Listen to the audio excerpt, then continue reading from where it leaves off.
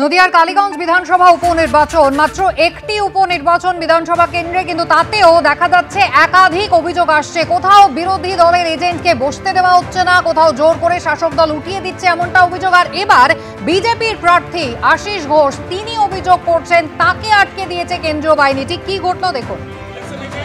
বিজেপির election agent আমি বিদ্যুৎ কুমার হালদার বলছি। আপনি রিটার্নিং অফিসারের সাথে কথা বলুন।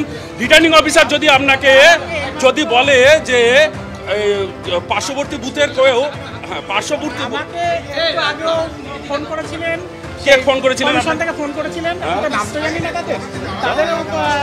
আমি তাকেও একই সমস্যার কথা বললাম, তিনি ওদের সেক্টর যেটা বলেছেন সেটাই আমাকে। আপনি রিটার্ন দিন, রিটার্ন আমার কাছে তো নেই। আপনি রিটার্ন দিন, আপনি আপনি আপনি আপনি সিগনেচার করে রিটার্ন দিন। আমরা এজেন্টের কাজ করছেন তো? না না না না, আমাদের তৃণমূল এজেন্ট হিসেবে আমরা ভোট দিতে এসেছি, আমরা কমিশনের অধীনে। আমরা কখনই হচ্ছে ইয়ে নেই। আপনি কি অ্যালাউ করেননি এজেন্টকে? না, অ্যালাউ না, এটা সেক্টরের সাথে কথা বলে আমাদের করা হয়েছে। কারণ সেক্টর বলেছেন এই কারণেই। উনি কেন বসতে দিচ্ছেন না?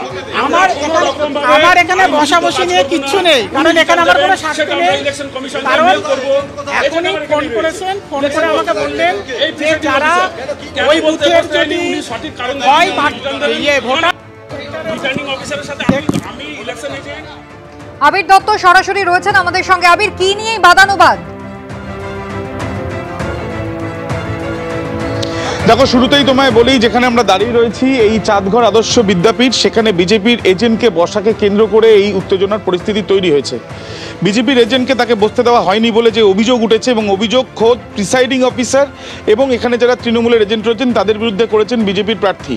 এরপর যখন এখানে তিনি ঢুকতে যান, প্রথমে তিনি ঢুকলো, পরে যখন তার আরেকজন এজেন্টকে নিয়ে তিনি ঢুকতে যান তখন তাকে বাধার মুখে পড়তে হয় প্রথমে কেন্দ্রীয় বাহিনীর।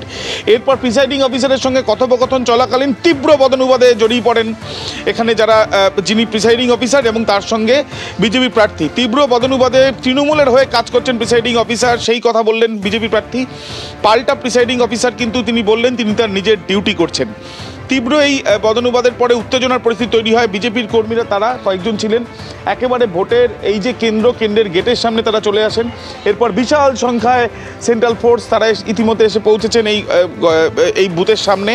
এবং তার সঙ্গে সঙ্গে কিছুক্ষণ আগে আমরা যেটা দেখলাম যে নির্বাচন কমিশনের থেকে ফোন পেয়ে বিজেপির এজেন্টকে কিন্তু ভেতরে প্রবেশ করতে দিয়েছেন প্রিসাইডিং অফিসার, এবং তিনি বলছেন কিছু মিসআন্ডারস্ট্যান্ডিং হয়েছে।